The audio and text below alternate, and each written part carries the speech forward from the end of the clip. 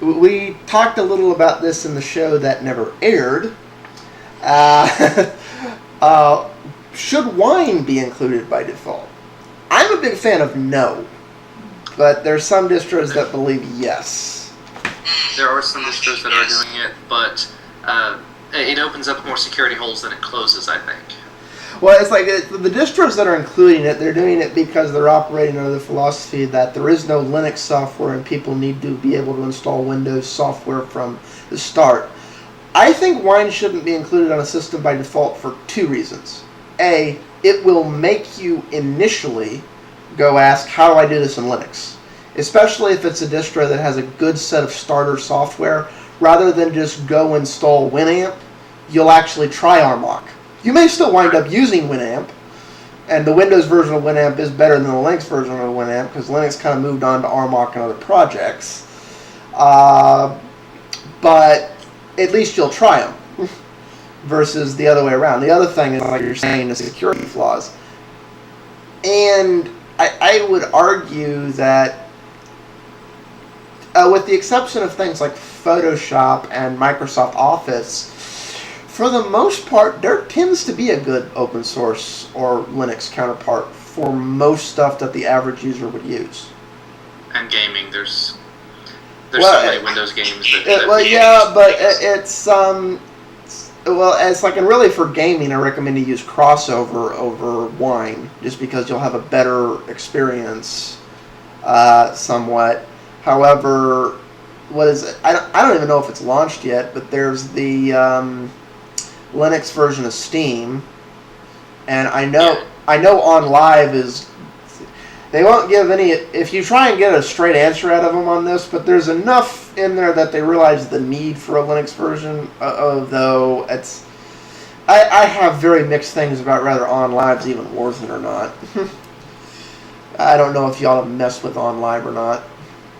Someone told me I should look at it. I looked and saw that it said it's Windows only all over the site, and I said, well, right now it's Windows and Mac, and they understand the need for a Linux version. It's like, they won't give you any hard info about when the official release date for that is, or even how much work they've actually done into it. But that, to me, that's one of the red flags I have with a cloud-based service that isn't cross-platform. It's like, but the other real flag I have with it is for this first year, it's free. It's being sponsored by AT&T. But after that, it's a paid-for subscription service, and they haven't said what that's going to be, whether it's going to be an annual fee or a monthly fee or whatever.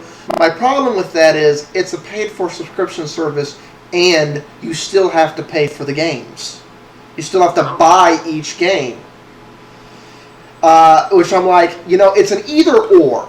Either I'm subscribing to this and therefore I get access to the whole library of games, or I'm a free member and I have to buy the games. Because the scenario I see with this is money gets tied in a household for a month, and they turn it off for a month, and then a month later they turn it back on and they have to go re-buy every single game again.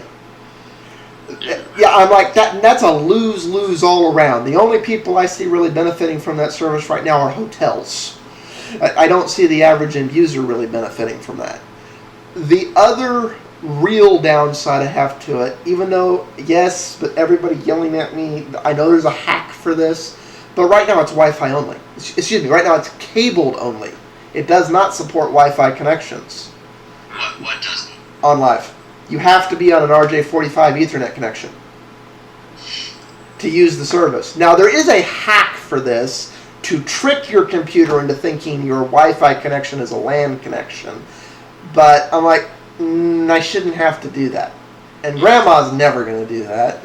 And What's the difference? no, and that's my thing. I'm like, for us to even try it here, we had to go, okay, where's our long RJ45 cable? We didn't even know where it was. It's like, because everything here is on Wi-Fi. Ooh. Okay, everyone. We gotta kind of end this show prematurely early because Jordan had to go run and take care of something rather important. Since he had to go just take care of that, we're just gonna kind of tail off here. I guess we'll finish up various pros and cons of various things starting up in a distro, as well as go into some cloud-based stuff and some Linux myths next week. Those of you who are having general FAQs on Linux in general, we're just three geeks, and by no means are any of us experts, but and the best place to get help on your distro is your forum. But if you want to private message in some questions over here, we'll take them. If we can answer them, we'll answer them. You could state if you want your name said or something.